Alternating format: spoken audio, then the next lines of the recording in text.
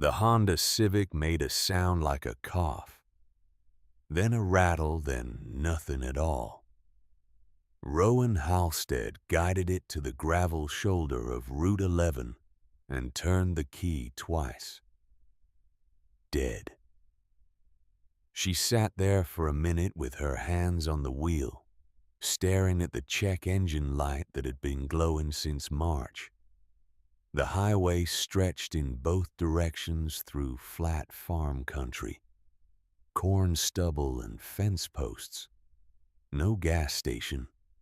No houses close enough to walk to before dark. She was 22 years old.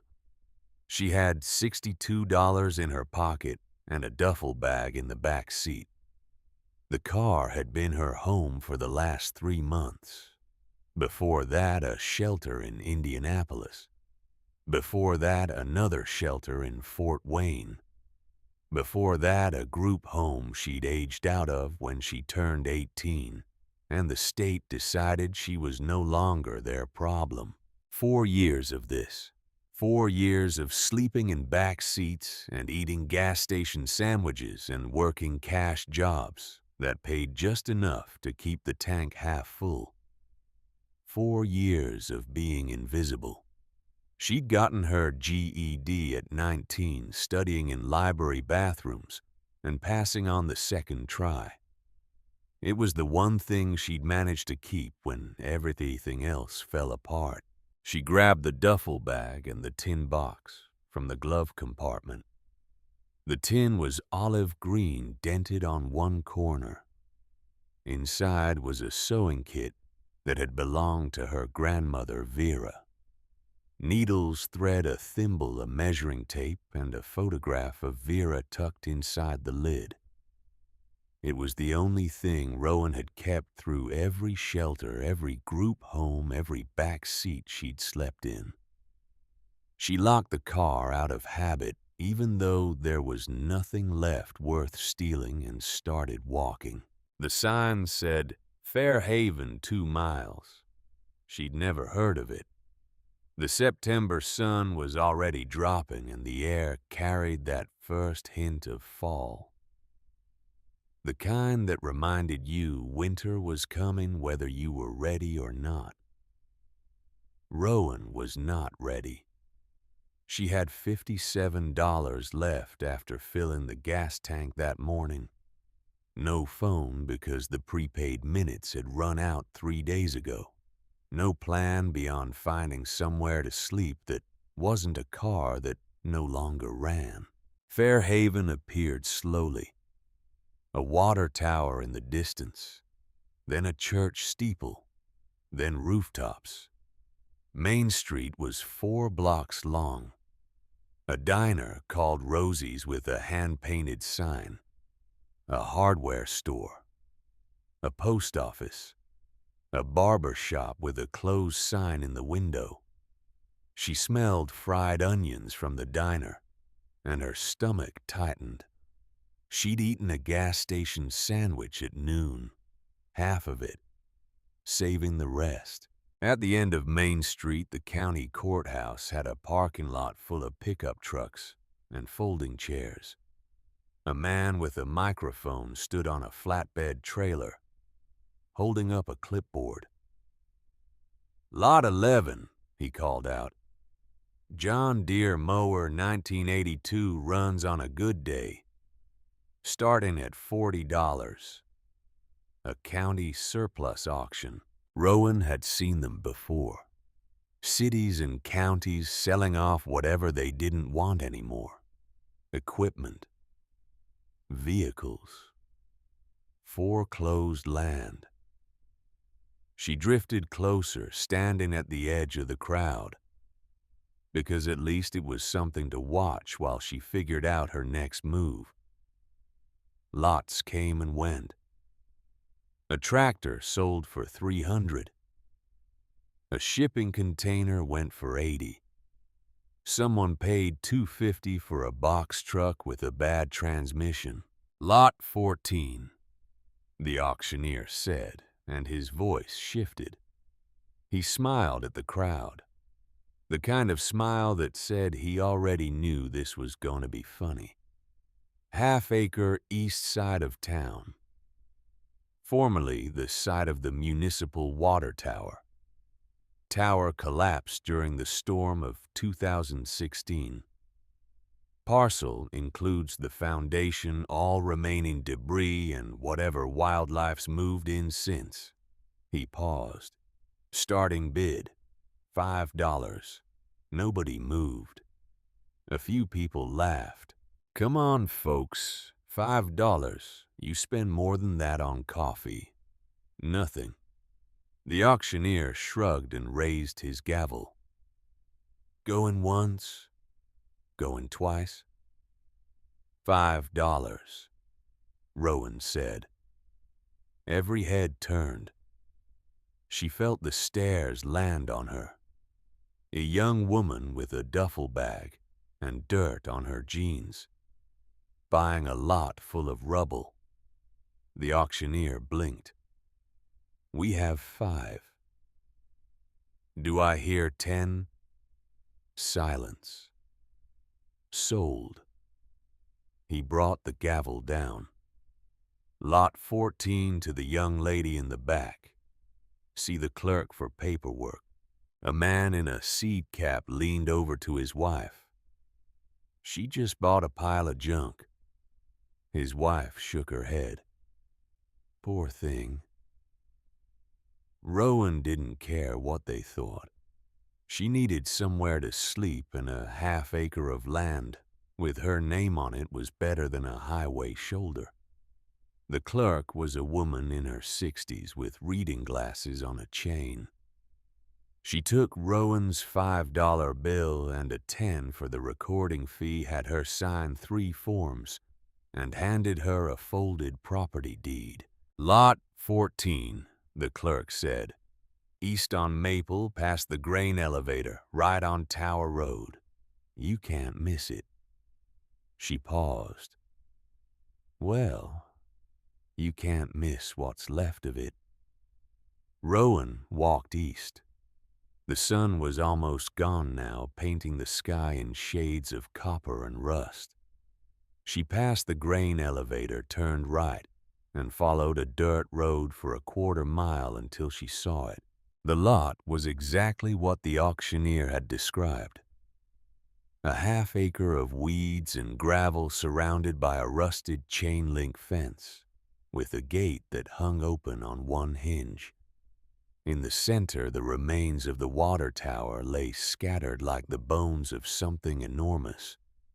Twisted steel beams, concrete rubble.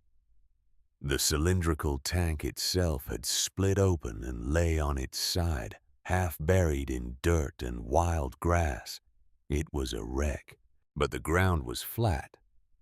The fence offered some privacy, and there was a patch near the north edge, sheltered by the remains of a concrete wall, where she could set up a tarp. She climbed through the gate and dropped her duffel bag. Then she heard it. A low sound. A whimper. Coming from inside the split tank. Rowan froze. She picked up a length of rebar, holding it like a bat, and walked slowly toward the opening. The last light of the day angled through the gap in the steel, and she saw movement. A dog. Thin, ribs showing through dirty fur, curled against the inner wall of the fallen tank. A German shepherd with dark eyes that watched her without blinking. Hey, Rowan said softly. Hey, it's okay.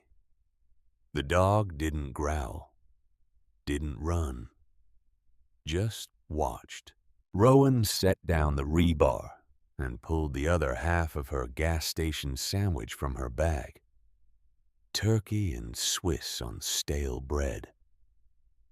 She unwrapped it and set it on the ground, then backed away. The dog waited a full minute before moving. Then it stood limp forward on a front leg that favored the left side and ate the sandwich in 3 bites. "You live here?" Rowan asked. The dog looked at her. Its tail moved once, a single cautious wag. "Yeah," Rowan said. "Me too, I guess." She set up camp that night using a tarp from her duffel bag and 2 chunks of concrete as anchors. The dog, who she'd started calling Duke because he kept circling the perimeter of the lot like he was keeping watch, settled about 10 feet away and watched her work. By the time she lay down on the hard ground with her jacket folded under her head, the stars were out. More stars than she'd ever seen. Growing up in the system, she'd always been in cities. Fluorescent lights in group homes, street lamps through shelter windows. She'd never seen a sky like this. Duke inched closer during the night. By morning, he was lying against her side. The first 3 days were about survival. Rowan found a public restroom behind the courthouse that was unlocked during business hours. She filled water bottles at the sink.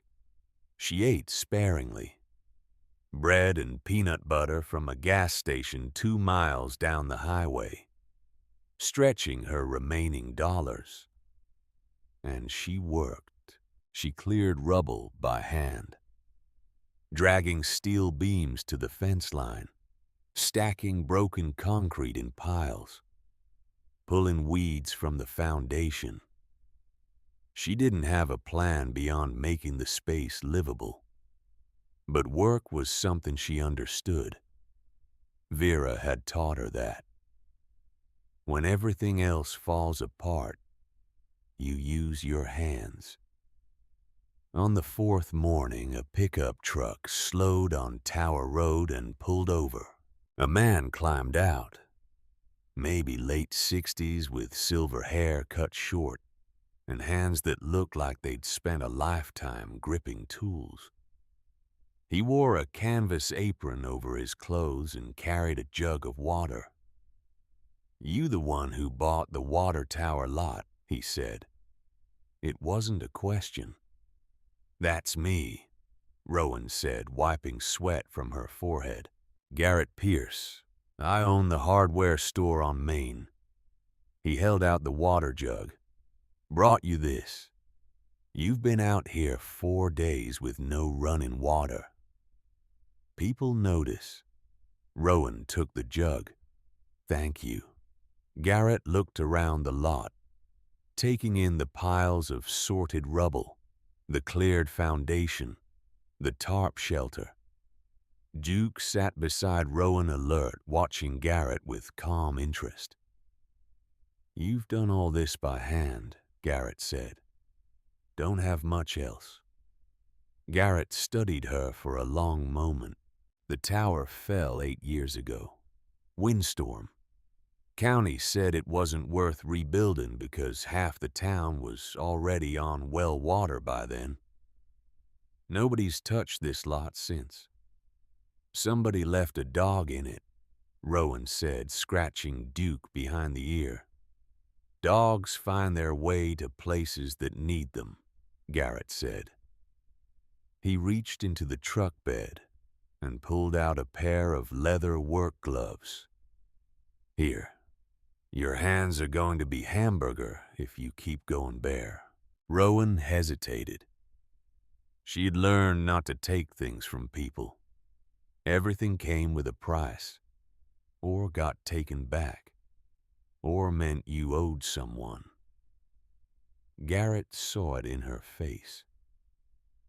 "They're just gloves," he said. "I've got a whole store full of them. Come by if you need anything else. I'll run you a tab." "I can't pay a tab right now." "I didn't ask you to pay it right now." Garrett climbed back into his truck. "That tower lot's been sitting empty for 8 years. you're the first person to do anything with it. That counts for something." He drove off, leaving a small cloud of dust on the dirt road. Rowan put on the gloves. They fit. Over the next 2 weeks, she fell into a rhythm. Wake at dawn. Work until the heat peaked. Walk to town for water and whatever food she could afford. Work until dark. Sleep on the ground with Duke pressed against her. The rubble pile shrank. The foundation emerged. It was bigger than she'd expected. A concrete slab about 30 feet across, with a raised rim where the tower's base had been anchored. Steel bolts still jutted from the perimeter, rusted to a dark orange. Garrett came by every few days, sometimes with water, once with a bag of sandwiches from the diner. He never stayed long and never asked personal questions. He'd look at the progress nod and leave. "Some things are worth more than what they cost," Garrett said one afternoon looking at the cleared lot. $5. Who knew? On the 17th day, a pickup truck pulled up to the gate. Different from Garrett's, older. A man climbed out, maybe early 70s, with white hair under a canvas hat and a frame that had once been bigger than it was now. He wore a flannel shirt tucked into work pants and carried a toolbox. "Lloyd Sawyer," he said. "I live about a quarter mile that way." He pointed east toward a small farmhouse visible through the trees. "I've been watching you move rubble for 3 weeks. That's a long time to watch. Wanted to see if you'd stick with it," Lloyd said. "Most people would have quit by day 3. Rowan stood up and brushed off her jeans. "I don't have anywhere else to go." Lloyd nodded as if that was a perfectly reasonable answer. "I'm a carpenter. Retired. My wife passed 2 years ago and I've been building things in my garage to keep busy. Birdhouses mostly. My daughter says I've made enough birdhouses for every bird in the county." He opened the toolbox. Inside were hammers, a tape measure, a level, and a set of chisels that looked like they'd been cared for over decades. "You've got a cleared foundation and no structure," he said. "If you want help framing something, I'm available." Rowan studied him. He had calm eyes and capable hands. He didn't fidget or try to sell her on anything. He just stood there, offering. "Why?" she asked. Lloyd looked at the foundation, then at the sky, then back at her. "Because I'm 72 years old and I'm tired of building birdhouses. And because my wife Carol, she would have been out here on day 1 with sandwiches and lumber if she'd been alive. She was that kind of person. I'm slower than she was, but I got here." Rowan felt the corner of her mouth pull upward despite herself. "I can't pay you." "Didn't ask for pay. I asked if you wanted help." She looked at Duke, who had walked over to Lloyd and was sniffing his boots. The dog sat down beside him, something Duke hadn't done with anyone except Rowan and Garrett. "Okay," Rowan said. "Show me how to frame a wall." Lloyd smiled for the first time. It changed his whole face. "Get me 2 sawhorses and a straight piece of lumber, and I'll show you everything I know." They started that afternoon. Lloyd brought more tools from his garage and a stack of scrap lumber he'd been hoarding. He showed Rowan how to measure twice cut once and swear only when the nail bent. He showed her how to check a corner with a framing square and how to plumb a post with a level. He was patient in the way of someone who had taught these things before and didn't mind teaching them again. By the end of the first day together, they had the skeleton of a wall section lying flat on the foundation. It wasn't much, but it was a start. "That's solid work," Lloyd said, stepping back to look at it. "I had a good teacher." "Who taught you to handle tools?" "My grandmother Vera taught me how to fix things around the house. Plumbing, drywall, wiring." "Smart woman." "She was." Rowan ran her hand along the top plate of the wall frame. "She raised me after my mom died. Worked 2 cleaning jobs so we could keep the apartment. I used to help her fix things in the building because the landlord wouldn't." She paused. "She died when I was 14. Lloyd was quiet for a moment. "Carol died 2 years ago. Pancreatic cancer. Fast." He picked up a nail that had fallen and put it in his pocket. "The house feels wrong without her in it. Too quiet. Building things helps." They didn't say anything else about it. They didn't need to. That evening, after Lloyd had gone home, Rowan sat in her tarp shelter with Duke at her side. The September night had cooled. She could see her breath.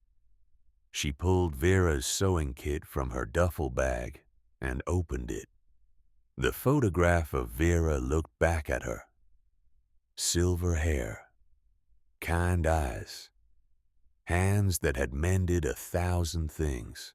Rowan closed the tin and held it against her chest. The next morning, Duke started digging. He'd been doing this all morning, scratching at one particular spot near the center of the foundation where 2 large concrete sections met. Rowan had told him to stop twice, but he kept coming back to it. Now he was digging hard, his front paws throwing dirt and gravel behind him, whining low in his throat. "Duke, hey, what are you doing?" She walked over and crouched beside him. The concrete here was different. She ran her gloved hand along the surface and felt it. A seam. Not a crack from the collapse, but a deliberate line where 2 sections of concrete had been poured separately, with a thin gap between them, sealed with something dark. Tar, maybe. Or caulk. She knocked on the surface with her knuckle. The section on the right sounded solid. The section on the left sounded hollow. Rowan sat back on her heels. Her pulse picked up. She'd been around enough construction to know what a foundation was supposed to look like. Poured concrete, rebar, anchor bolts. Simple. But a sealed panel in the center of a foundation. That wasn't standard. Someone had built this on purpose. She borrowed a pry bar from Garrett's store the next morning and came back to the spot. Duke sat beside her watching, his ears forward. She worked the flat end of the bar into the seam and pushed. The old sealant cracked and crumbled. She pushed harder and the concrete panel shifted. Just an inch, but enough to confirm what she'd suspected. There was a space underneath. Rowan worked for 2 hours, prying the panel loose piece by piece. The concrete was thick, maybe 4 inches, heavy enough that she had to lever each section aside with the bar and her full body weight. Duke paced in circles, whimpering. When the opening was finally wide enough, she looked down. A chamber, maybe 6 feet deep, 4 feet across, lined with poured concrete walls that were dry and clean. Not a crack, not a leak. Whoever built this had known what they were doing. And at the bottom, resting on the dry concrete floor, was a wooden box wrapped in dark oilcloth. Rowan stared at it. Her heart was hammering. The September wind blew across the open lot, rattling a loose piece of steel somewhere behind her. Duke leaned forward, nose pointed straight down into the chamber, and let out a single bark. Something had been buried here, buried carefully, deliberately, by someone who wanted it found, or someone who wanted it hidden. Rowan lowered herself into the chamber. The chamber smelled like damp earth and something older. Mineral. Stone that hadn't seen air in decades. Rowan's boots hit the concrete floor, and she crouched, her eyes adjusting to the dim light that filtered down through the opening above. The box was about the size of a milk crate, oilcloth wrapped tight around it, secured with twine that had gone brittle with age. She lifted it carefully, surprised by its weight, and climbed back out into the daylight. Duke pressed his nose against the box immediately, sniffing every inch of it. "Easy," Rowan said. "Let me see what we've got." She sat cross-legged on the concrete slab and cut the twine with her pocket knife. The oilcloth fell away, revealing a wooden box with dovetailed corners and a hinged lid. No lock. The wood was dark walnut, smooth and carefully finished. Someone had taken time building this. She lifted the lid. Inside, packed tightly and organized with care, were 4 items. A leather-bound journal, its cover worn soft and dark. A stack of photographs wrapped in wax paper. A bundle of papers tied with a faded blue ribbon. And a sealed envelope, yellowed at the edges, with handwriting across the front. Rowan picked up the envelope first. The handwriting was neat and deliberate, the kind that came from a generation that had learned penmanship in school. It read, "To whoever carries the Halstead name forward." Her hand went still. Halstead, her name, her mother's name, her grandmother Vera's married name. She set the envelope down and picked up the journal. The leather was cracked along the spine. When she opened it, the pages were stiff but intact. The first entry was dated April 12th, 1957. Started work on the municipal water system today. The council voted 6-1 to approve the project. Mayor Davis shook my hand and said the town's been waiting 20 years for clean water. I told them we'd have it running by fall. My name is Elliot Halstead, and I am the new water commissioner of Fairhaven. Rowan read the words twice. Elliot Halstead, water commissioner. The man who built the tower she was sitting on. She turned pages carefully.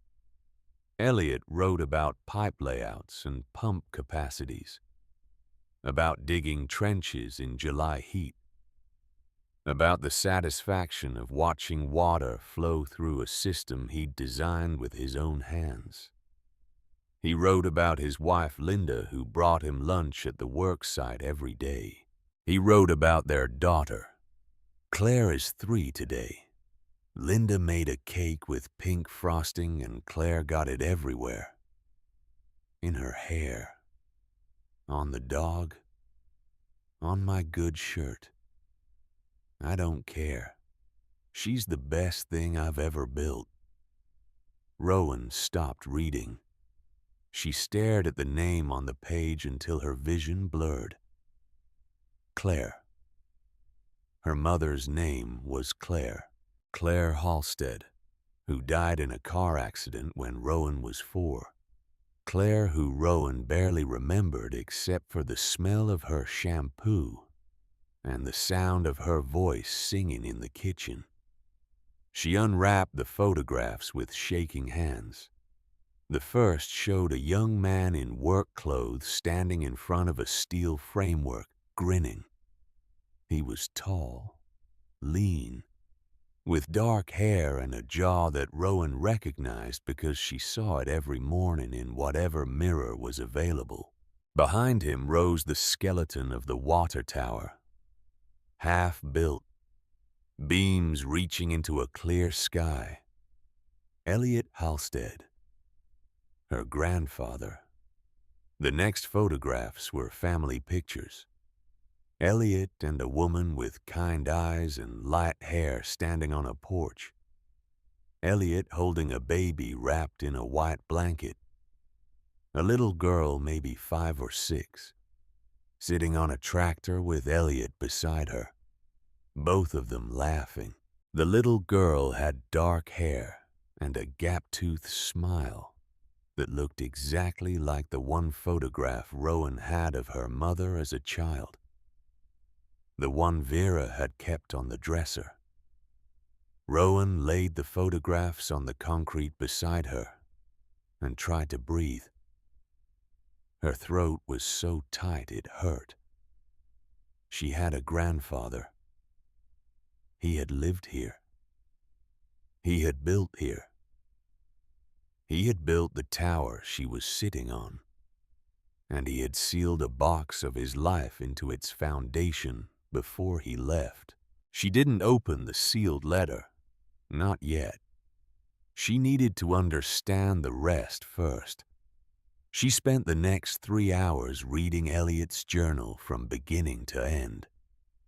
Duke lay beside her head on her knee, while the September sun tracked across the sky and the shadows lengthened.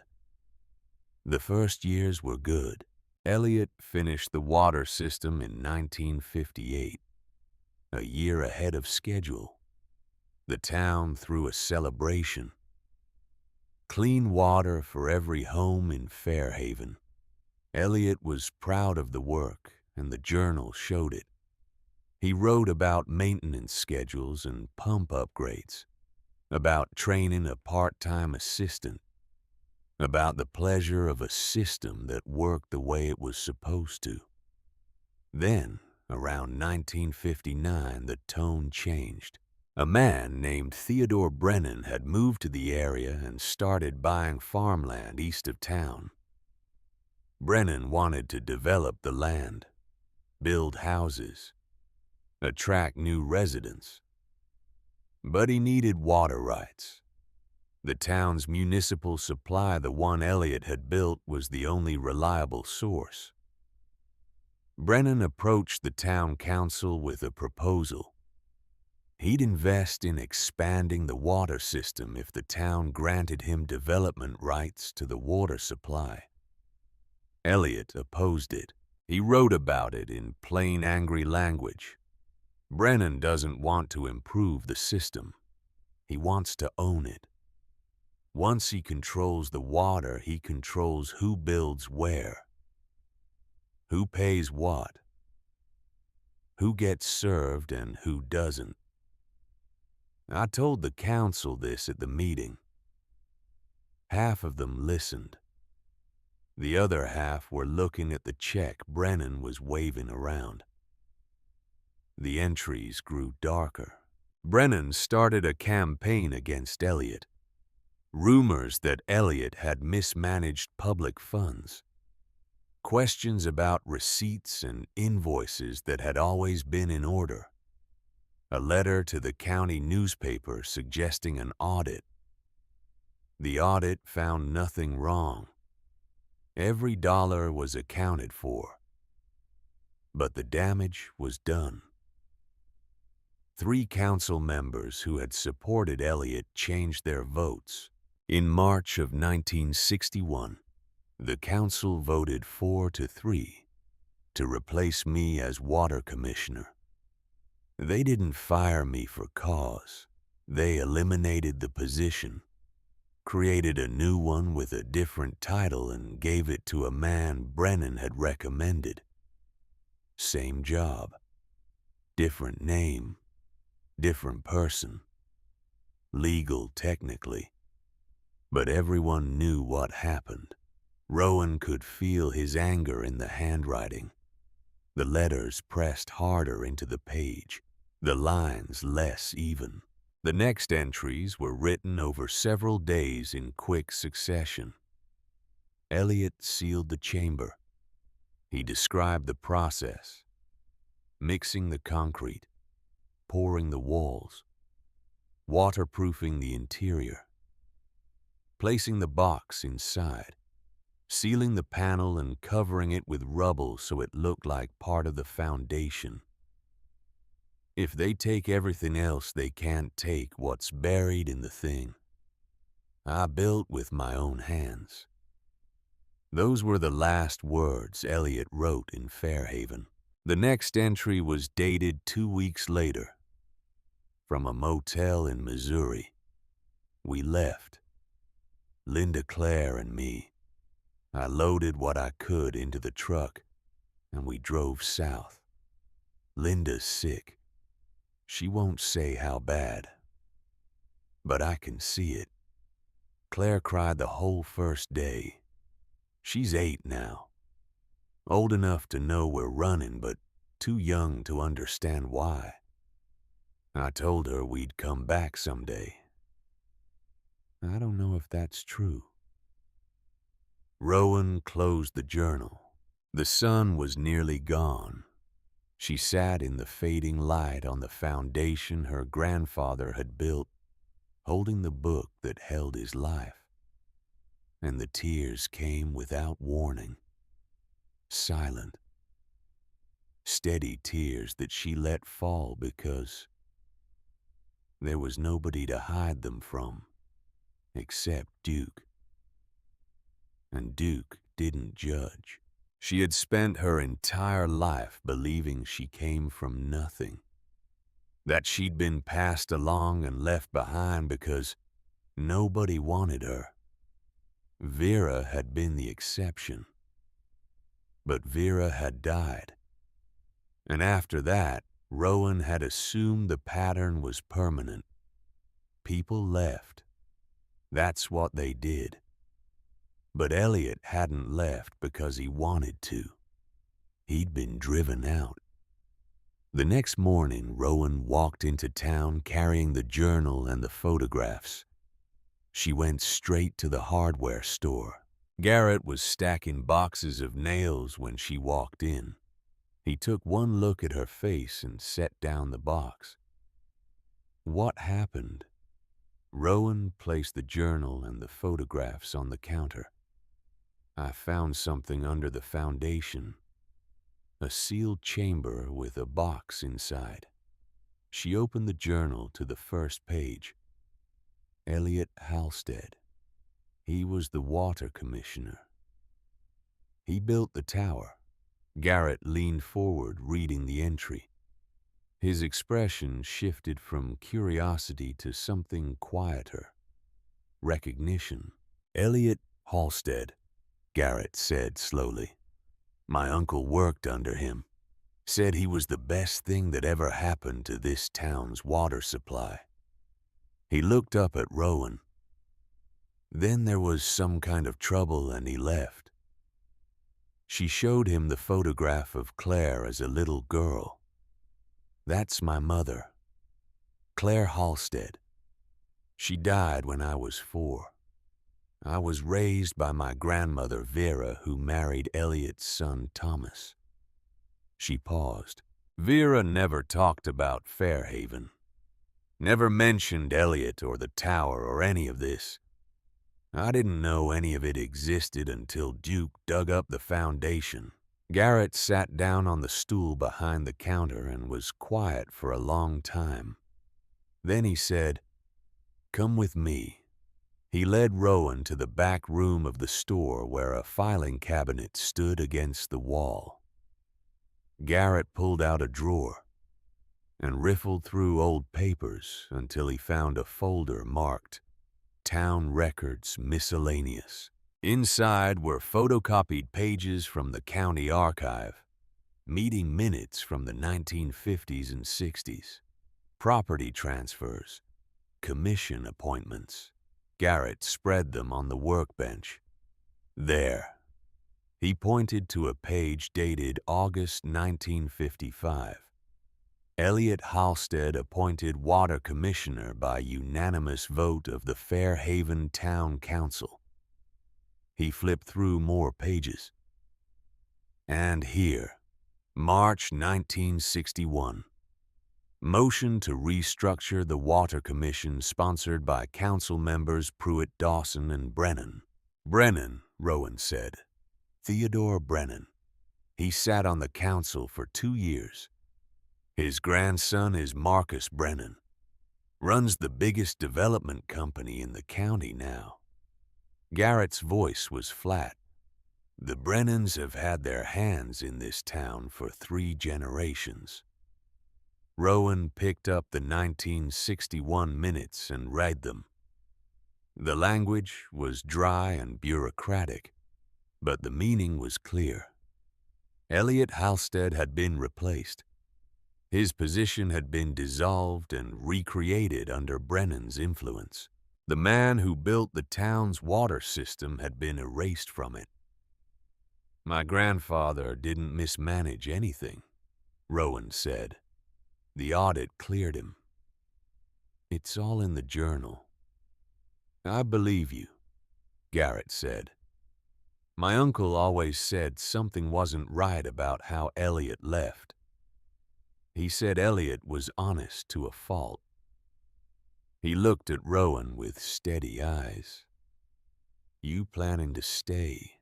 Rowan looked at the minutes, at the photograph of Elliot standing in front of the half-built tower, at the journal that held his words and his anger and his unfinished story. Yes, she said. I am.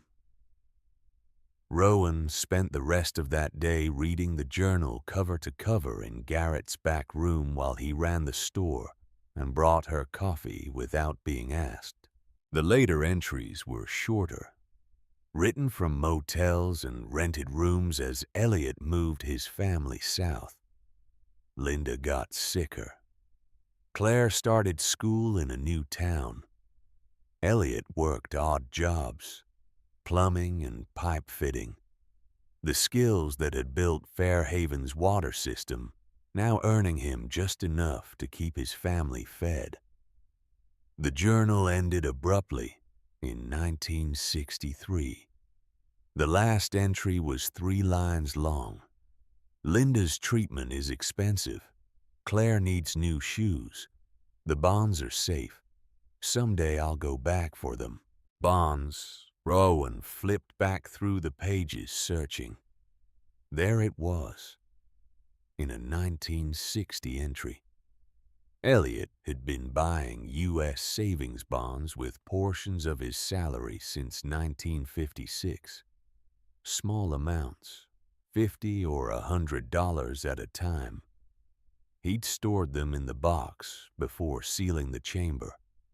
Rowan thought about the bundle of papers tied with the blue ribbon. She hadn't examined them yet. She thanked Garrett and walked back to the lot. The papers were still in the box where she'd left them, covered with a tarp. She untied the ribbon and spread them on the concrete. Savings bonds. Series E. Dated between 1956 and 1961. 16 bonds in total ranging from $50 to $500 in face value. Rowan didn't know exactly what matured savings bonds were worth, but she knew they grew over time. These were more than 60 years old. She was still sitting there counting bonds when she heard the crunch of tires on the dirt road. A black SUV, clean and expensive, pulled through the open gate and stopped 20 feet from where she sat. The engine idled for a moment, then cut off. A man stepped out, late 40s, gray at the temples, wearing a blue dress shirt with the sleeves rolled to his elbows. He had the build of someone who'd played football in college and kept enough of it to still look imposing. He looked around the lot, taking in the cleared rubble, the organized piles, the tarp shelter, Rowan sitting on the foundation with papers spread around her. "You the one who bought this parcel at the surplus auction," he said. Same flat declarative that Garrett had used, but without the warmth. "I am. Marcus Brennan, Brennan Development." He pulled a business card from his shirt pocket and held it out. Rowan didn't take it. He set it on the nearest pile of concrete. "This property was slated for condemnation. The auction should never have included it. I've been in contact with the county assessor's office, and I'll be filing a formal challenge to the sale." Duke stood up from where he'd been resting and moved to Rowan's side. His ears were flat. A low rumble started in his chest. "The sale was legal," Rowan said. "I signed the paperwork with the county clerk. Paperwork can be reviewed." Marcus's voice was calm, practiced. "I'm not trying to make trouble for you, but this parcel is part of a development plan that's been in progress for 2 years. The county was supposed to hold it for commercial rezoning, not dump it in a surplus auction for $5. But they did," Rowan said. "And I bought it." Marcus looked at her for a long moment, then at Duke, who hadn't stopped growling. "You should think about what you're doing here," he said. "A half-acre of rubble with no utilities, no water hookup, no septic. You can't build on this, you can't live on this." "I'm already living on it." Something flickered across his face. Surprise or maybe irritation at being told something he hadn't expected to hear. "I'll be in touch," Marcus said. He turned back to the SUV, opened the door, and paused. "For what it's worth, I'd advise you to cooperate. These things go easier when both sides are reasonable." He drove away. The dust from his tires drifted across the lot and settled. Rowan looked down at the savings bonds spread around her, then at Elliot's journal, then at the photograph of her grandfather, standing in front of the tower he'd built with his own hands. A Brennan had driven Elliot Halstead out of this town 60 years ago. Now another Brennan was standing on the same ground telling his granddaughter to leave.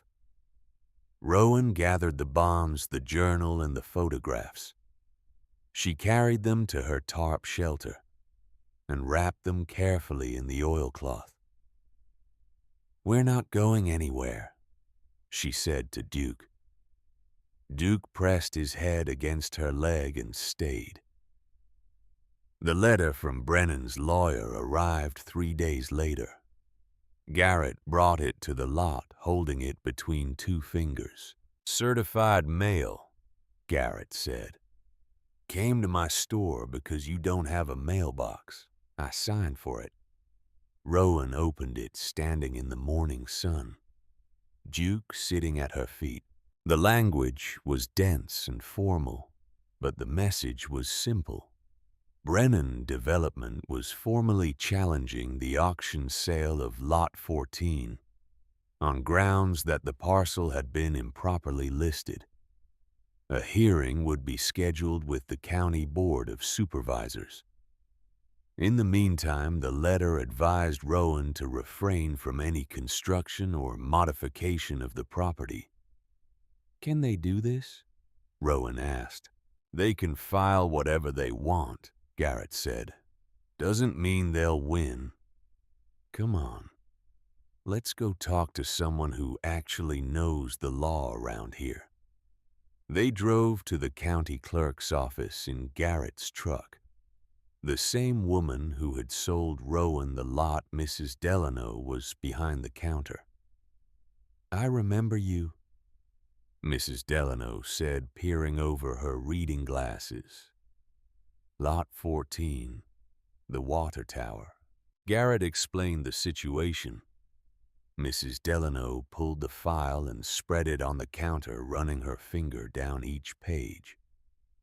"The listing was proper," she said. "The parcel was declared surplus by the county assessor 18 months ago. It went through the standard 90-day review period. No objections were filed during that window." She tapped the signature line. "This sale is clean." "So Brennan's challenge has no basis," Garrett said. "I didn't say that. He can still argue to the board that the assessor made an error, or that the parcel should have been held for rezoning. The board can review it. But as of today, this sale is legally valid, and Miss Halstead is the property owner." Rowan let out a breath she hadn't realized she was holding. "Thank you," she said. Mrs. Delano looked at her with an expression that was hard to read. "For what it's worth, I grew up in this town. I remember when that tower was standing. My father always said the man who built it was the most honest person he'd ever met." She closed the file. "Good luck." Back at the lot, Rowan sat on the foundation with the bonds spread in front of her. 16 bonds. She'd counted them 3 times. She needed to know what they were worth, but she was afraid of the answer. Afraid it would be nothing. That 60 years of waiting had produced a stack of expired paper, and afraid in a different way that it would be something real. She was still sitting there when a voice called from the fence line. "You've been at this a while." She looked up. Lloyd stood at the gate, toolbox in hand. "Thought I'd check on you. Garrett said someone came by yesterday making noise about the sale." Rowan stood and walked over. "Marcus Brennan. Says the lot shouldn't have been auctioned.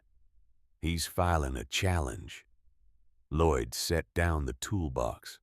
"The Brennans always have to own everything they see." He looked at the bonds scattered on the foundation. "What are those?" "Savings bonds. My grandfather hid them in the chamber before he left. I need to know what they're worth, but I don't know where to take them." Lloyd thought for a moment. "First National Bank on Main. Ask for Mrs. Porter. She's been there 40 years. If anyone can tell you, it's her." Rowan gathered the bonds and walked into town alone. She didn't ask Garrett or Lloyd to come with her. This was something she needed to do herself. The bank was a brick building with tall windows and a marble floor that echoed when she walked across it. She wore the cleanest clothes she had, jeans without visible holes, a flannel shirt she'd washed in the courthouse restroom sink. She walked up to the counter and asked to see someone about savings bonds. The teller was a young man who looked at the bonds, looked at Rowan, and excused himself to get his manager. The manager was an older woman named Mrs. Porter. She brought Rowan to her office and spread the bonds on her desk one by one. "These are Series E bonds," Mrs. Porter said, adjusting her glasses.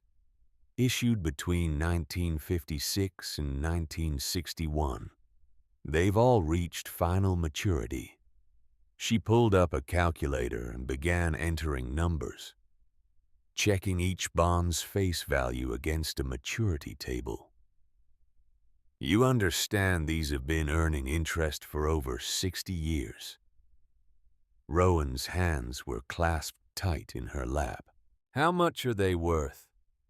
Mrs. Porter finished her calculations and set down her pen. She looked at Rowan with an expression that Rowan would remember for a long time.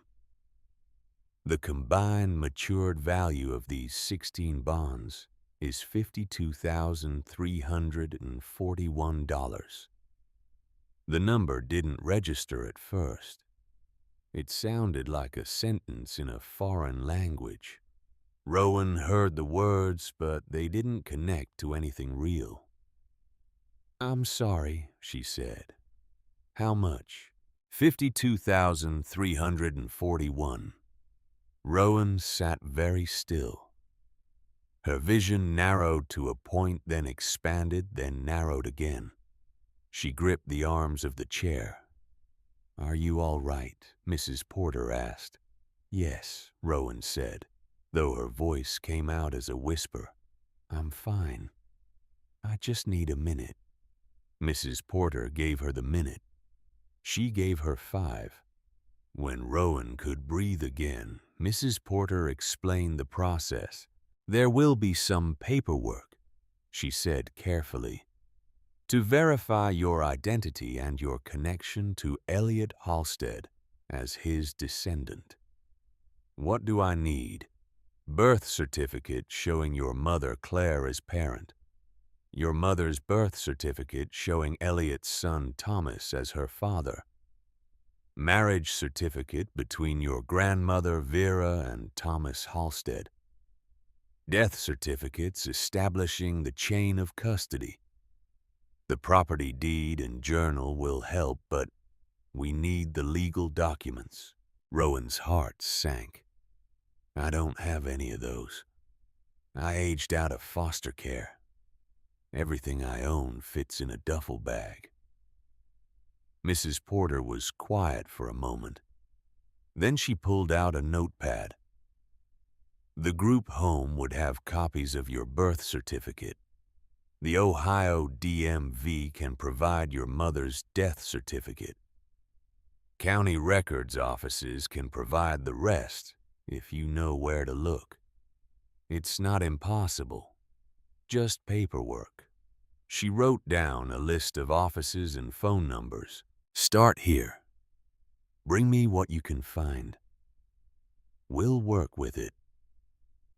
Over the next week, Rowan gathered documents with Garrett's help. Her birth certificate from the group home's records, which Garrett paid to have expedited.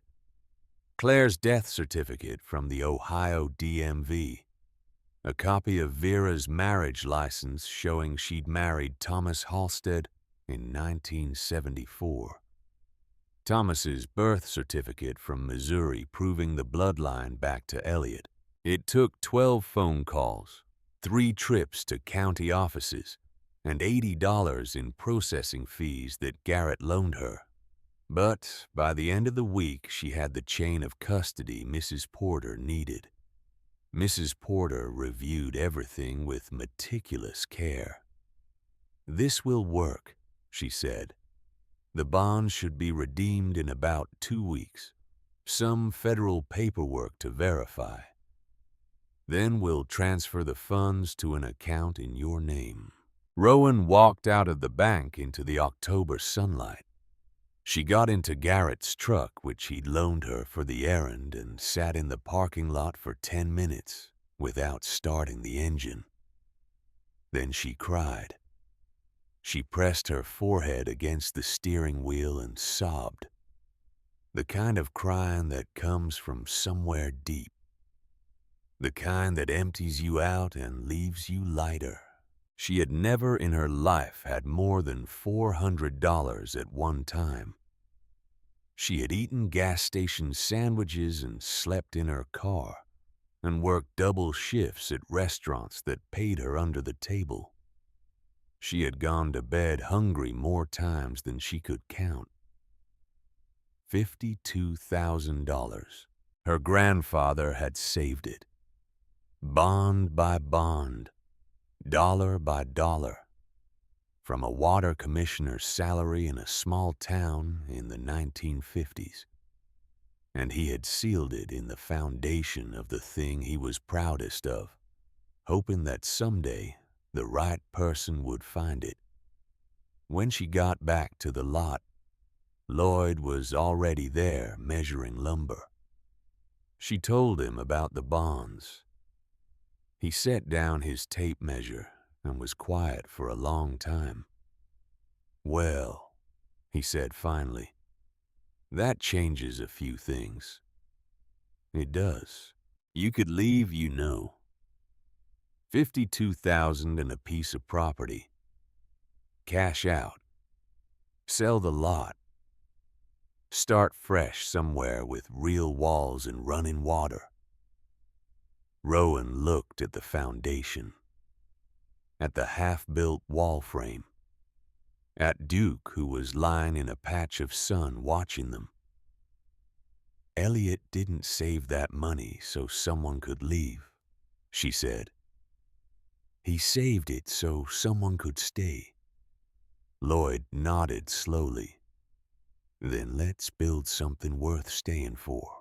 That evening, after Lloyd had gone home, Rowan sat in her tarp shelter with Elliot's journal open on her lap. She turned to the entries she hadn't finished reading, the ones from Missouri.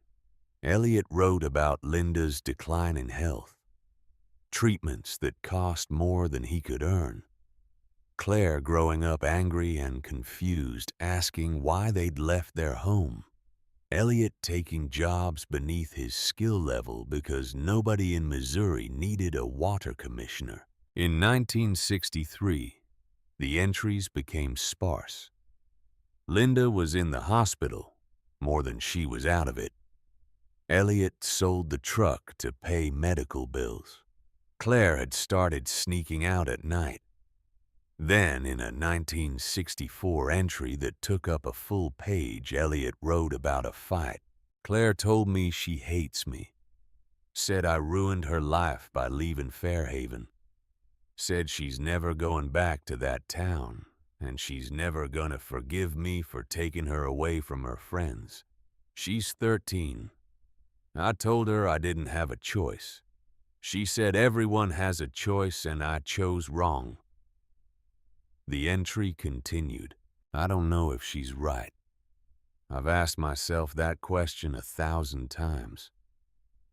Could I have stayed and fought? Brennan. Could I have gone to the state, filed a complaint, hired a lawyer, maybe?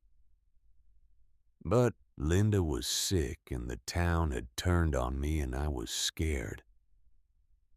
I made the choice I thought would keep my family safe.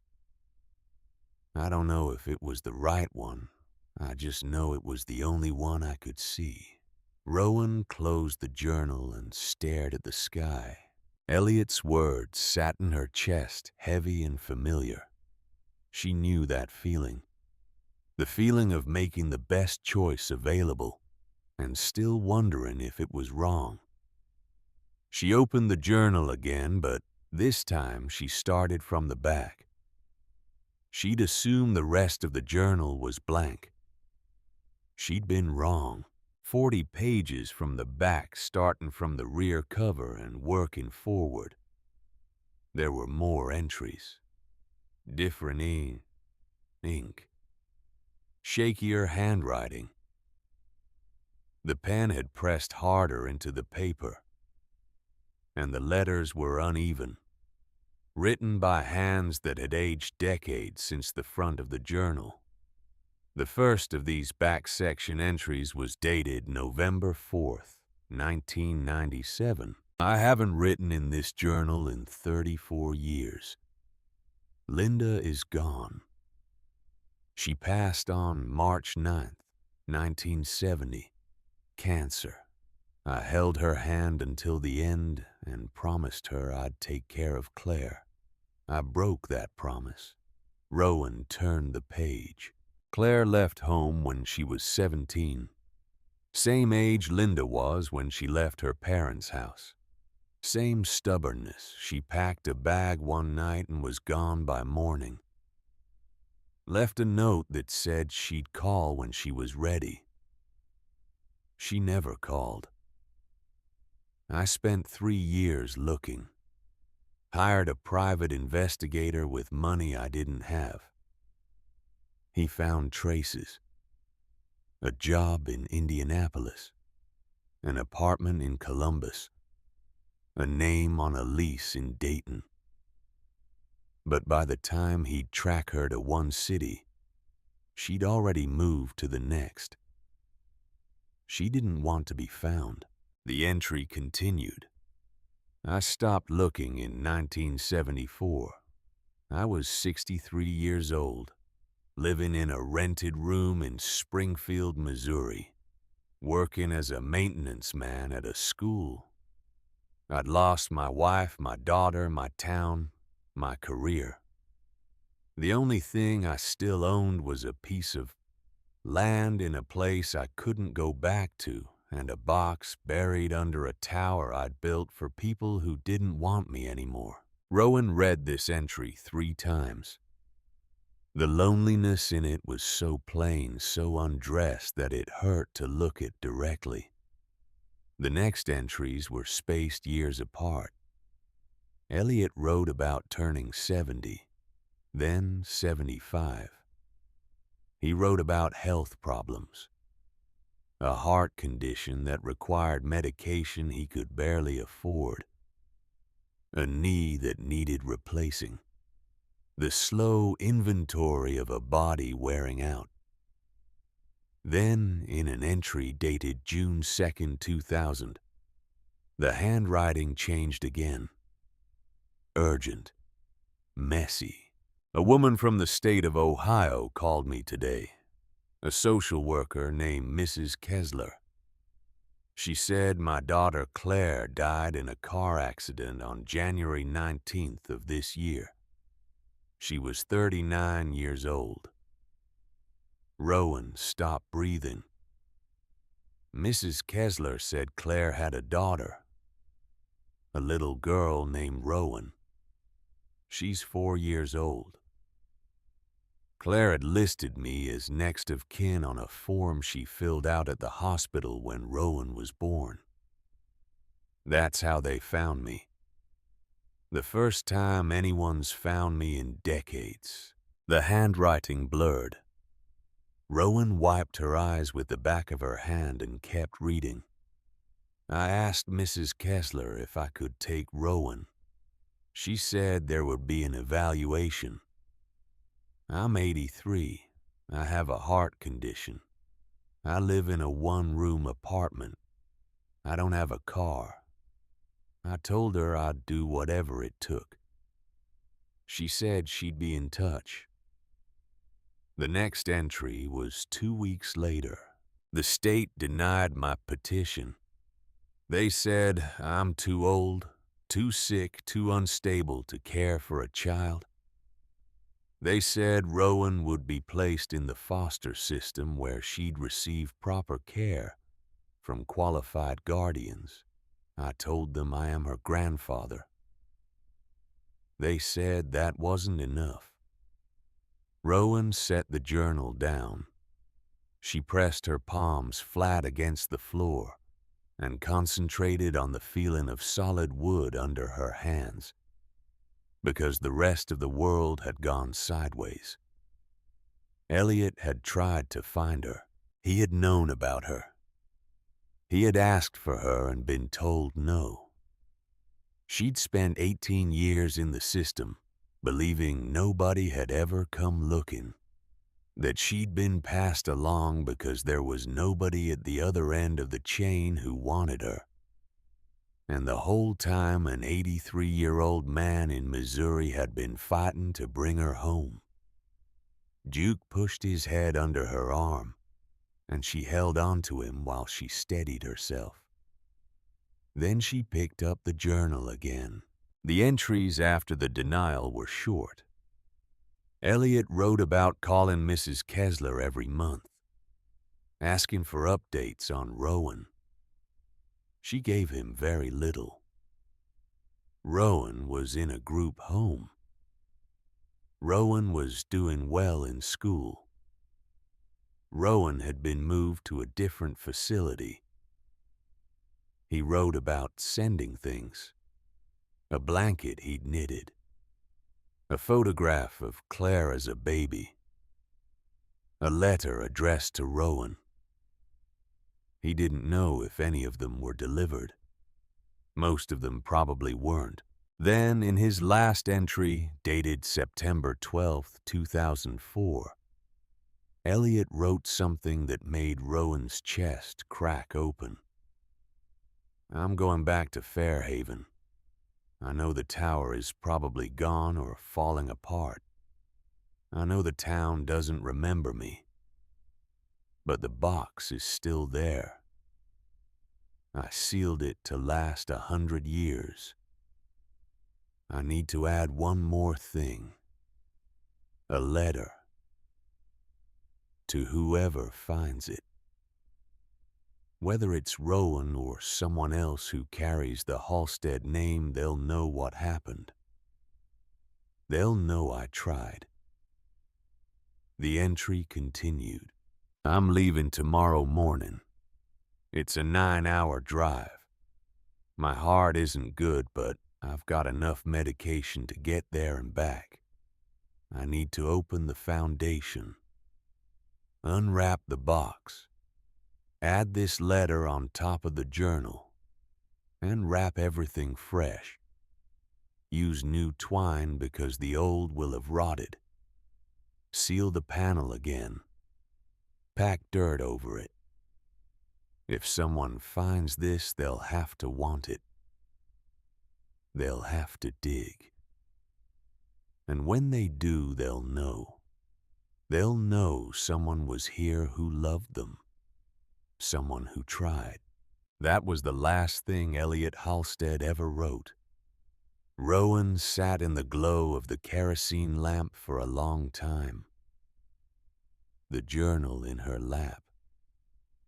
She didn't move. Didn't speak. Duke lay with his head on her knee, his eyes half closed. She needed to know what happened. Elliot had written that he was driving to Fairhaven. The box had been rewrapped, which meant he'd made it. He'd opened the chamber, added the letter, and resealed it. Then what? The sealed letter. The one addressed to whoever carries the Halstead name forward. She hadn't opened it yet. She'd been saving it, waiting until she understood enough of the story to read it properly. She reached into the oilcloth bundle and pulled out the envelope. Her hands were steadier than she expected. She broke the seal and unfolded 2 pages of the same shaky handwriting. To whoever carries the Halstead name forward. If you're reading this, you found your way here. You found the tower or what's left of it. You found the chamber I built into the foundation when I was 37 years old and still believed I could outsmart the people who wanted to take what I'd built. My name is Elliot Halstead. I was the water commissioner of Fairhaven from 1955 to 1961. I built this tower with my own hands. Hired a crew of 4 men and poured every foundation, welded every beam, and tested every valve myself. It was the best thing I ever did for this town. The second best thing I ever did was raise my daughter Claire in it. I lost both. The tower was taken from me by politics and greed. Claire was taken from me by my own stubbornness and the bad luck that follows people who make one wrong choice at the wrong time. I don't know who you are. Maybe you're Rowan, my granddaughter. Mrs. Kessler told me about you. 4 years old when I found out you existed. The state said I was too old to care for you. Maybe they were right. But I want you to know I tried. I drove to the courthouse in Jefferson City twice. I wrote 6 letters to the foster care board. I called every week for a year. They never let me see you. If you're not, Rowan, that's okay too. Whoever you are, you found this place. You cared enough to look. That's enough. The bonds are yours. The land is yours. The photographs in the journal are yours. I built this tower to give water to a town that needed it. I built this chamber to give a future to whoever comes next. If you're reading this, you found your way home. Build something. Stay. Elliot Halstead, September 2004. Rowan folded the letter and held it against her chest. She breathed in and out slowly, feeling the kerosene lamp's heat on her face. He had made it. He'd driven to Fairhaven, opened the foundation, added the letter and resealed the chamber. Then he'd left. And somewhere between Fairhaven and wherever he was going next, his heart had given out. She needed to confirm it. The next morning, she asked Garrett to help her search. He drove her to the county library, where they spent 2 hours on the microfilm machine looking through old newspapers. They found it in the Fairhaven Register. October 8th, 2004. A short article in the local section. An unidentified man was found deceased in his vehicle on Route 11, approximately 40 miles west of Fairhaven. The county coroner determined the cause of death to be cardiac arrest. The vehicle, a 1991 Ford pickup, registered to an Elliot R. Halstead of Springfield, Missouri, contained personal effects and road maps. No next of kin has been located. The remains were processed by the county medical examiner's office. 40 miles. He'd been 40 miles from the town he'd built the water system for. 40 miles from the tower. 40 miles from the chamber, where he'd just sealed his last letter to a granddaughter he'd never met. Garrett put his hand on Rowan's shoulder and left it there. He was coming home, Rowan said. He made it far enough, Garrett said quietly. He sealed that letter. He left you everything he had. He made it far enough for that. They sat in the library for a while. The microfilm machine hummed. Dust floated in the light from the window. I want to build something on that land, Rowan said. A workshop, a place where people can come and fix things, learn to build, use their hands. She looked at Garrett.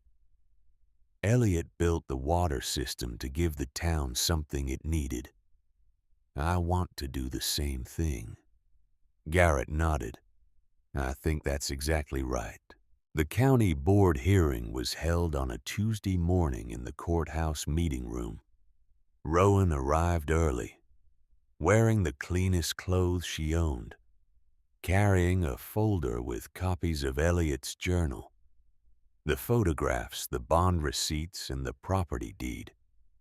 Marcus Brennan sat on the other side of the room with his lawyer, a man in a gray suit who carried a leather briefcase. Marcus wore a sport coat and no tie. He didn't look at Rowan. The 5 board members filed in and took their seats behind a long table. The chairman, a woman named Dr. Patricia Webb, called the meeting to order and read the formal complaint. Brennan's lawyer spoke first. He laid out the argument about the commercial overlay, the master plan, the improper surplus listing. He was smooth and organized and used words that sounded reasonable even when they weren't. He talked for 15 minutes. Then it was Rowan's turn. She stood up and walked to the front of the room. She'd never spoken in front of a group before. Her hands were shaking, so she held them flat on the podium. "My name is Rowan Halstead," she said. "I'm 22 years old. I bought Lot 14 at the county surplus auction for $5 because I was homeless and I needed somewhere to sleep." She paused. The room was quiet. "After I bought it, I found a sealed chamber in the foundation of the water tower. Inside was a journal written by my grandfather, Elliot Halstead, who built that tower in 1957. He was the water commissioner of this town.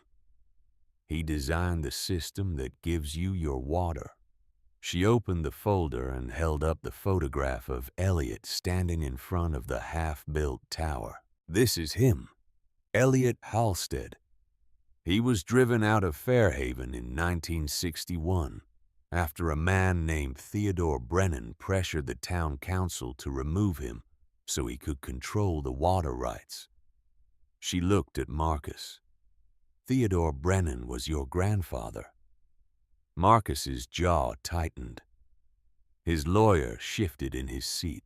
Elliot sealed his journal, his photographs, and his life savings into the foundation before he left. He spent 40 years trying to come back. He died on Route 11, 40 miles from this courthouse, driving home. She set down the photograph and picked up the letter. He left a letter to whoever found the chamber. He said, "Build something. Stay. That's what I'm doing. I'm not a developer. I don't have a commercial plan or a master plan or a lawyer with a briefcase. I have a cleared foundation, a half-built house, and a grandfather who wanted someone to care about this piece of land as much as he did." She stepped back from the podium. "That's all I have to say." The chairman asked if anyone else wished to speak. Lloyd Sawyer stood up. "I've been helping Rowan build for the past month. She works harder than anyone I've seen in 40 years of carpentry. She's building something real. The town needs more of that, not less." Garrett stood up. "My uncle knew Elliot Halstead. Said he was the most honest man in Fairhaven. His granddaughter is the same.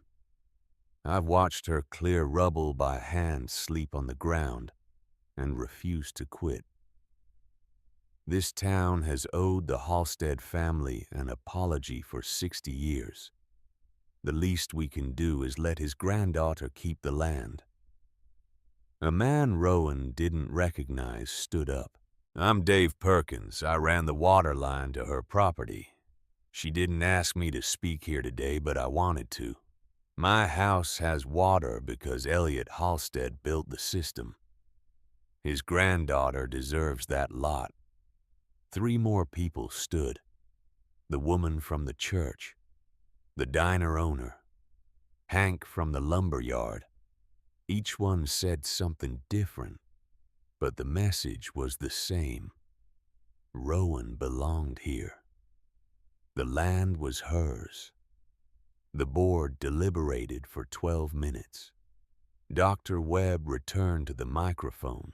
The board has reviewed the complaint filed by Brennan Development regarding the surplus auction of Lot 14. We find that the sale was conducted in accordance with county procedures and that no procedural error occurred. The complaint is denied. The sale stands. She looked at Rowan. The property is yours, Miss Halstead. Congratulations. Rowan thanked the board and walked out of the courthouse on legs that didn't feel entirely solid. Garrett was waiting on the steps. Lloyd was beside him. Duke, who had been tied to a bench outside, pulled at his leash and barked once when he saw her. "Well?" Garrett asked. "It's mine," Rowan said. Garrett hugged her. It was quick and firm and exactly enough. Lloyd shook her hand. "Let's get back to work." Marcus Brennan sat in his truck outside the courthouse for a long time after the hearing ended. His lawyer was already drafting an appeal. But Marcus's heart wasn't in it. He thought about his grandfather Theodore, about the stories his father had told with pride how Theodore had handled the water commissioner problem in '61. Marcus had always assumed handled meant smart business.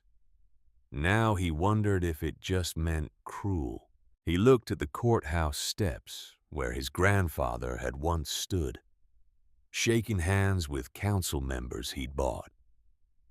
Then at the road leading to Tower Road, where a 22-year-old woman with nothing had beaten him in front of the whole town. His daughter Emma was asking about the workshop again. Said a girl named Josie had shown her how to use a handsaw. Emma wanted to go back. Marcus started the truck. But for the first time in his life, he wasn't sure which direction home was supposed to be. That evening, after everyone had gone and the lot was quiet, Rowan stood on the foundation with Elliot's journal in her hands. The bonds had cleared the day before, $52,000 minus the fees for utilities installation. She'd hired Dave Perkins to run a water line from the main on Tower Road. It cost $3,000. Lloyd knew a septic installer who owed him a favor and agreed to do the work at cost. Another $4,000. Rowan watched her bank account drop from $52,000 to $45,000 and felt nothing but gratitude. Running water meant she could build a real bathroom, meant the workshop would have a sink, meant she could stop carrying jugs from the courthouse. She opened the journal to the inside of the front cover, where Elliot had written his name and the date he'd started the job that defined his life. Elliot Halstead, Water Commissioner, Fairhaven, April 1955. Below it in pencil, Rowan wrote her own line. Rowan Halstead, Workshop, Fairhaven, October 2018. She closed the journal and set it on the concrete beside her. Duke sighed and pressed closer against her leg. The stars were coming out. The same stars she'd seen her first night on this lot. Sleeping on the ground with nothing but a tarp and a stray dog. She'd been so afraid that night. Afraid the way you're afraid when you've run out of places to go and the only option left is to stay exactly where you are and hope it's enough. It had been enough. The foundation held. 6 months later, on the first warm Saturday of April, Rowan stood in the doorway of her house and watched the workshop fill up. The house was small, 12 by 20 feet, one room with a sleeping loft above the kitchen area, a wood stove against the north wall, a bathroom Lloyd had plumbed himself over a weekend that nearly killed him. The floor was plywood that Rowan planned to cover with hardwood when she could afford it. The walls were insulated and drywalled. The roof didn't leak. It was the first home she'd had since Vera's apartment. She'd built most of it with her own hands. And every time she set her palm against the door frame, she felt the grain of the wood she'd cut, sanded, and fitted. Duke lay on his bed beside the stove, head up, ears tracking the noise outside. The workshop sat where the collapsed water tower had been. Rowan and Lloyd had built it over the winter using the foundation as the floor and reclaimed steel from the tower's wreckage for the structural frame. The roof was corrugated metal. The sides were open on 3 faces with rolled-down canvas panels for bad weather. A long workbench ran the length of the south wall, and tools hung from a pegboard that Garrett had donated from his store. It wasn't fancy, but it worked. Lloyd was already out there setting up sawhorses for his Saturday carpentry class. He'd been teaching it since January, and it had grown from 2 people to 11. Today, a father and his teenage son were building a bookshelf. 2 women from the church quilting group were learning to use a table saw. A man Rowan knew only as Ruiz was restoring an antique rocking chair he'd found at a yard sale. "Morning," Lloyd called when he saw Rowan. "Coffee's on." He'd installed a coffee maker on the workbench in February. It sat between a belt sander and a jar of wood screws. Everyone who came to the workshop knew where it was. Rowan poured a cup and stood at the edge of the foundation, watching people work. The April sun was warm on her face. Wildflowers had pushed up through the gravel along the fence line, yellow and purple, claiming the ground the weeds had held for years. She was 23 now.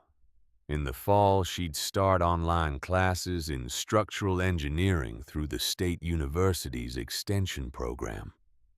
She'd chosen the field because of Elliot, because she'd read his journal entries about pipe layouts and pump pressures and the satisfaction of designing a system that gave a whole town clean water. And she'd recognize the same feeling she got when she sank a nail clean on the first swing. She worked part-time at Garrett's hardware store 4 days a week. Garrett paid her $10 an hour plus lunch, which Garrett always insisted on making himself. Sandwiches and fruit, and a thermos of soup that he claimed was leftovers, but Rowan suspected he cooked fresh every morning. "You're too thin," Garrett said every time Rowan protested. "I'm the same weight I was last month." Too thin last month, too. It had become a routine. Rowan would walk to the store at 7, open up, stock shelves, help customers until 2. Then she'd walk back to the lot and work on whatever project needed attention. The workshop, the house, the small garden she'd started behind the east fence where she was growing tomatoes and beans because Vera had always kept a window box of herbs, and Rowan wanted to see if she'd inherited any of that instinct. She had. The tomatoes were already 3 inches tall. Garrett came by most evenings. Lloyd came for dinner on Sundays. They ate at the small table Rowan had built from reclaimed lumber. Duke lying under it, waiting for scraps he knew he wasn't supposed to get, but always did. "I burned the chicken," Garrett announced one Sunday, setting a foil-covered pan on the counter. "You burn the chicken every week," Lloyd said. "I burn it on purpose. It adds flavor. It adds carbon." They'd argue about poultry while Rowan set the table and listened, and felt something she hadn't had a word for until recently. Belonging. The sense of being in a room where people expected you to be there and would notice if you weren't. She hadn't felt that since she was 14. Sitting at Vera's kitchen table, watching her grandmother sew buttons onto a coat and hum a song that had no name. On a Tuesday in late April, Rowan was at the workshop sharpening chisels when she heard footsteps on the gravel. She looked up and saw a girl standing at the gate. 17, maybe. Thin, a garbage bag of clothes in one hand. She wore a hoodie that was too big for her and sneakers with the soles separating from the uppers. Rowan set down the chisel. The girl didn't come in. She stood at the gate looking at the workshop and the house and the dog and Rowan, evaluating the situation the way people evaluate situations when they've learned that new places are usually worse than the last one. "Can I help you?" Rowan asked. "I saw the sign on the highway," the girl said. "Community workshop. Free tools and classes." Rowan had put the sign up 2 weeks ago, hand-painted on a piece of plywood. Garrett had told her it looked like a child had made it, and Rowan had said, "Good. Children need workshops too." "That's us," Rowan said. "Come in." The girl hesitated. Then she walked through the gate, garbage bag bumping against her leg. Duke lifted his head, studied her, and put it back down. That was as close to approval as Duke gave strangers. "I'm Rowan." "Josie. You hungry, Josie? I've got peanut butter sandwiches and some of Garrett's soup." "Who's Garrett?" "He owns the hardware store in town. He makes soup like it's his job, which it isn't. His job is selling nails." A smile flickered across Josie's face. Small, uncertain, but real. They sat at the workbench and ate. Josie ate fast, the way people eat when they're not sure when the next meal is coming. Rowan recognized it because she'd eaten that way for 4 years. She didn't ask Josie questions. She'd learned from her own experience that the worst thing someone could do when you were scared and hungry was interrogate you. So she talked about the workshop instead. What they built there. Who came. How Lloyd had accidentally glued his hand to a sawhorse last month, and they'd had to call Garrett for acetone. Josie laughed at that. A real laugh. Short but genuine. After lunch, Rowan showed her how to use a hand plane. Josie picked it up quickly, taking long, even strokes along a piece of pine, curling thin ribbons of wood off the surface. "You've done this before," Rowan said. "My foster dad in the last place had a garage," Josie said, not looking up. "He taught me some stuff before they moved me." "Why'd they move you?" Josie shrugged. "Budget cuts. The home closed. I got transferred twice, then I aged out 3 weeks ago." "Where have you been sleeping?" "Bus station in Greenville. Then a church that lets people stay in the basement. Then I started walking." Rowan watched her work the hand plane. Steady hands, focused eyes. A girl who'd learned to be good at things because being good at things was sometimes the only control you had. "I have a spare room," Rowan said. Josie looked up. "It's small, just a bed and a dresser. But the stove keeps the whole house warm, and there's hot water." Josie stared at her. "You don't even know me. I know you walked here with a garbage bag. I know you're hungry. I know you can use a hand plane better than half the people who come to this workshop." Rowan met her eyes. "I was where you are 4 years ago, sleeping in a car, eating gas station sandwiches. No plan, no family, no address. Someone let me stay. I'm doing the same thing."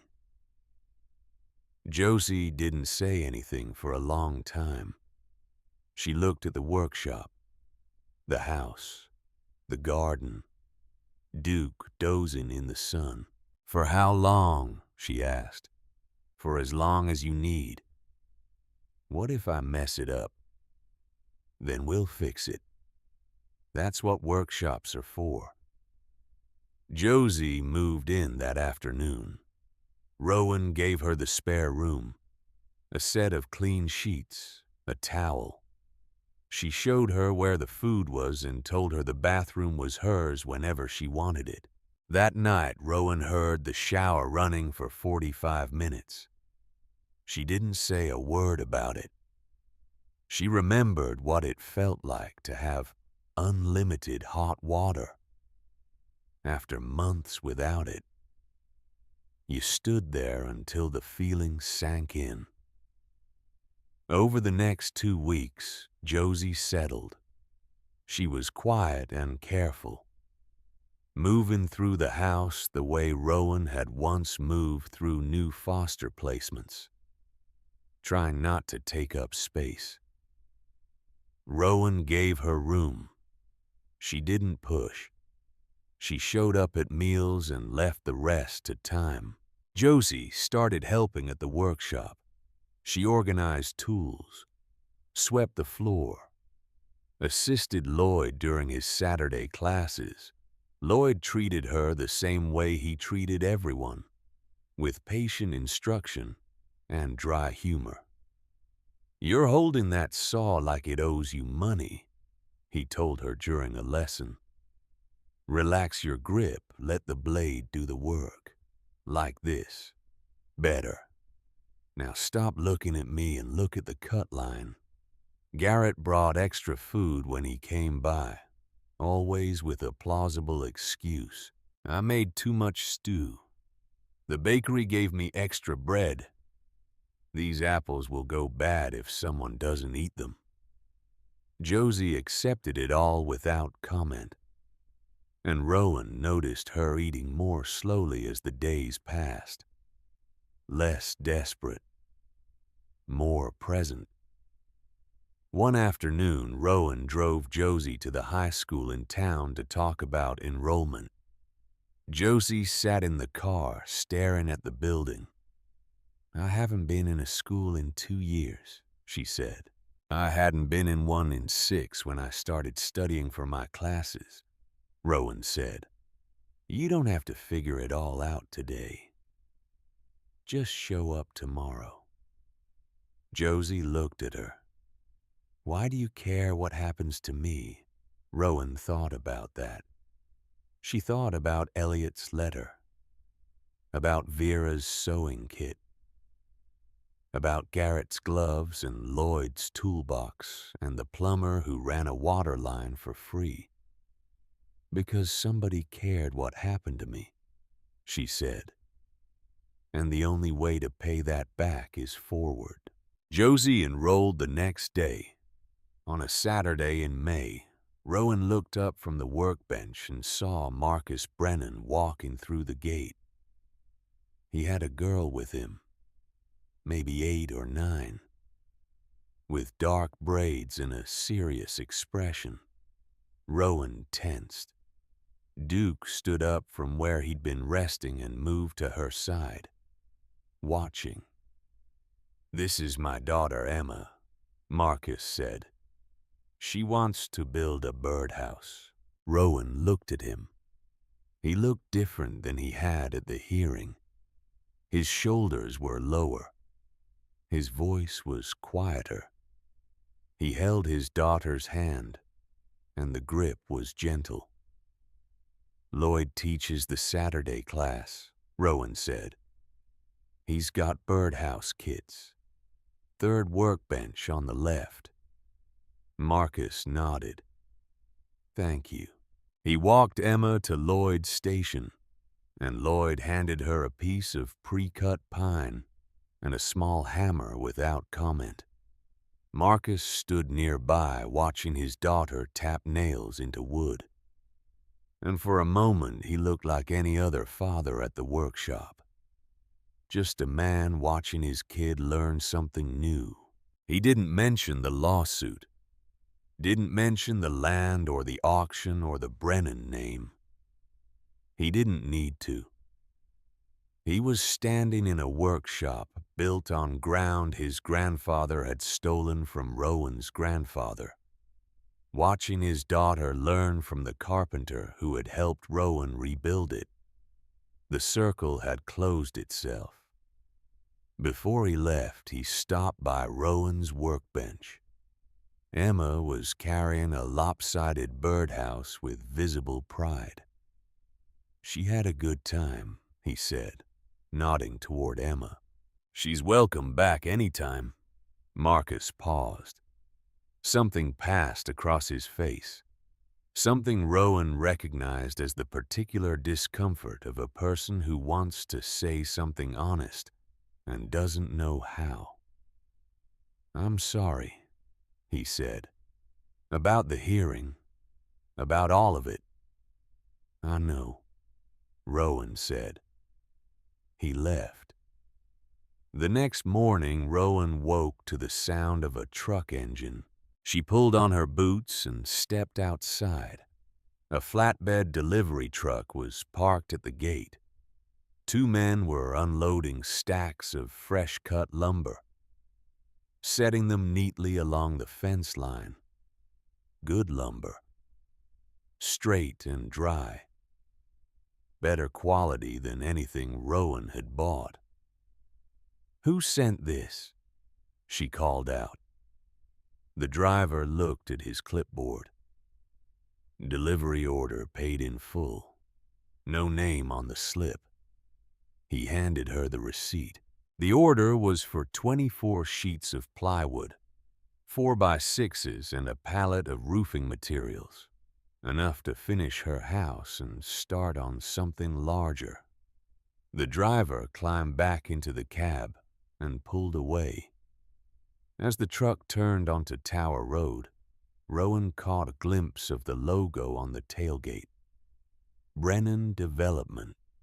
She stood at the gate holding the receipt, looking at the lumber. Duke sat beside her, tail sweeping the ground. Lloyd's words from months ago came back to her. The tower fell, but the foundation held. She hadn't understood what he meant until now. Rowan spent the rest of that week working on the house. She used the lumber from the anonymous delivery to frame an addition, a small room on the east side, 8 by 10.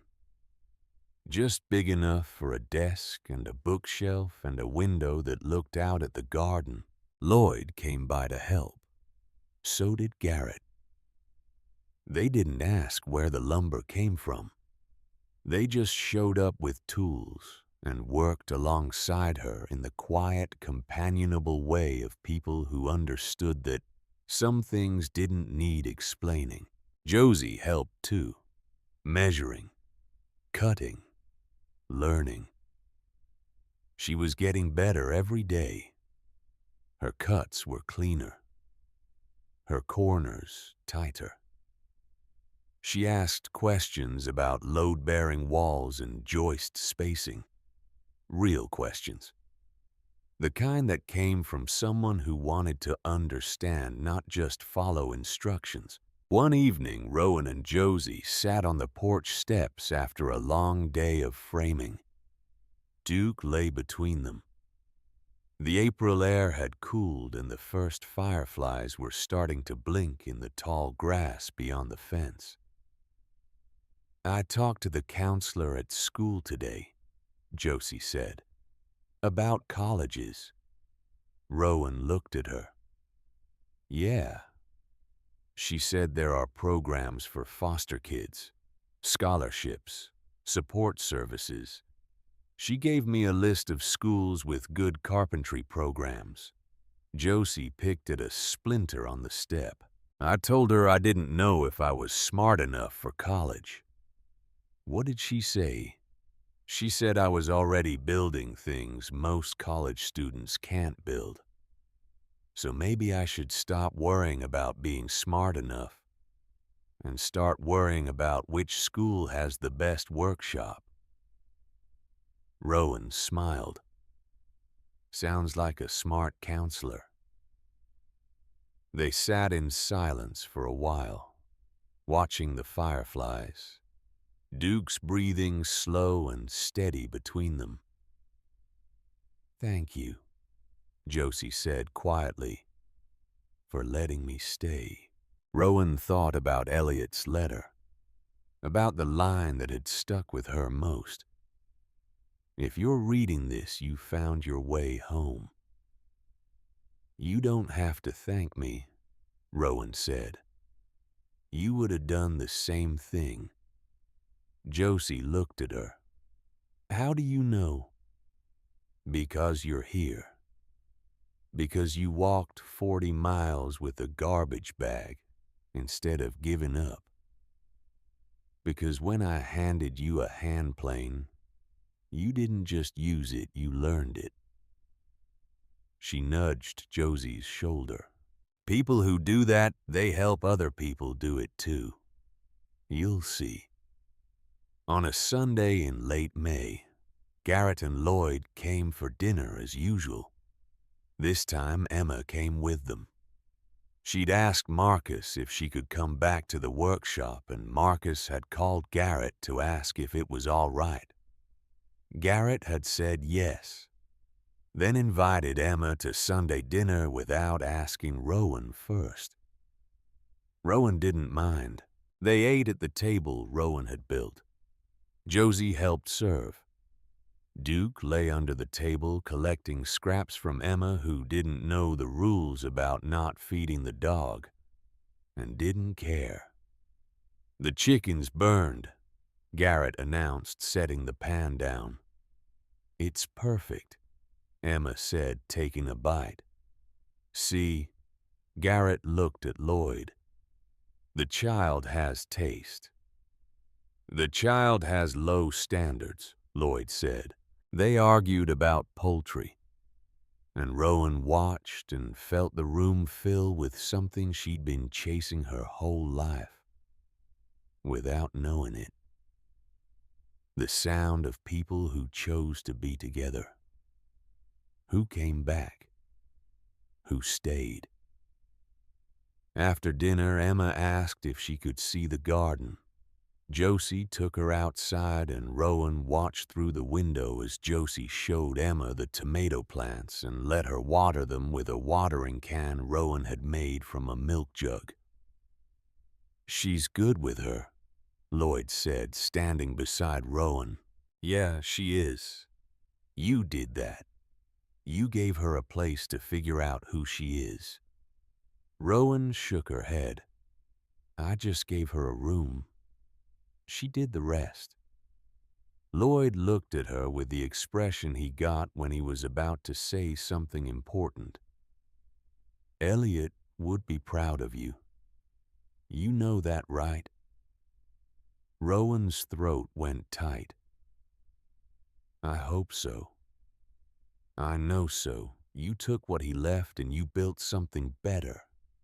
That's what legacy is. Not just what you leave behind, but what the next person does with it. That night, after everyone had gone home and Josie had gone to bed, and the house was quiet except for Duke's breathing, Rowan sat at her new desk in the new room. The window was open, and the night air smelled like cut grass and distant rain.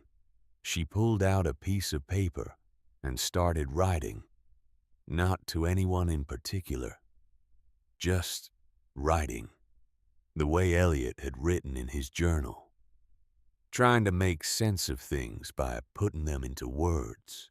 She wrote about the day she bought the lot for $5, about finding Duke, about Garrett's gloves and Lloyd's toolbox, about the chamber and the journal, and the bonds and the letter that had waited 60 years to be found.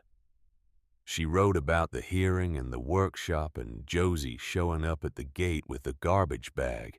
She wrote about Marcus sending lumber without a name on the slip, about Emma learning to build a birdhouse, about the way things could break and be rebuilt.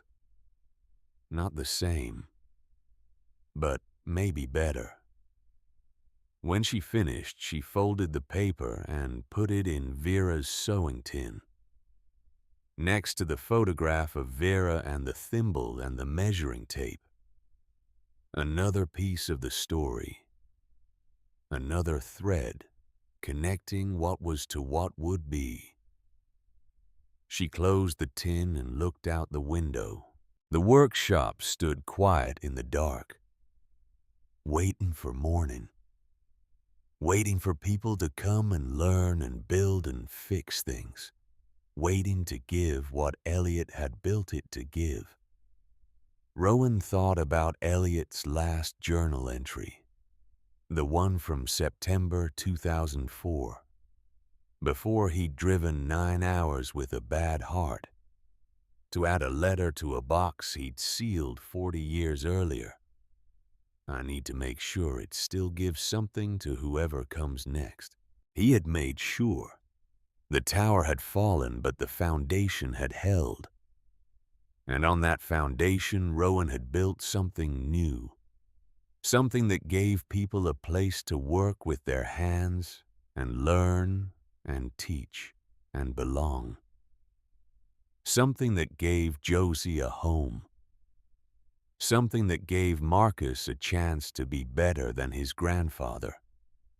Something that gave Rowan herself a reason to stop running. She picked up Elliot's journal one more time and opened it to the page where she'd written her name beside his. Elliot Halstead, Water Commissioner, Fairhaven, April 1955. Rowan Halstead, Workshop, Fairhaven, October 2018. She added one more line beneath it. Small letters, just for herself. Home isn't where you're born. It's where you stop running. She closed the journal and set it on the desk where she could see it every day. Outside, the stars were coming out. The same stars that had been there the night she arrived. The night she'd slept on hard ground with nothing but a tarp and a dog she'd just met. The night she'd been so afraid and so tired and so certain she was at the end of something. She'd been wrong. She'd been at the beginning. Through the wall, she could hear Josie breathing in her sleep. Steady, safe, home. Duke sighed and settled at her feet. The foundation held. The workshop waited. And Rowan Halstead, 23 years old, sat at her desk in the house she'd built on the land her grandfather had loved in the town that had finally welcomed a Halstead back. and knew with absolute certainty that she had found the place she was meant to be. Not because it was where she was born, but because it was where she had chosen to stay. And in choosing to stay, she had built something that would outlast her, something that would give the next person who needed it a place to learn and grow and become whoever they were meant to be, just like Elliot had done for her.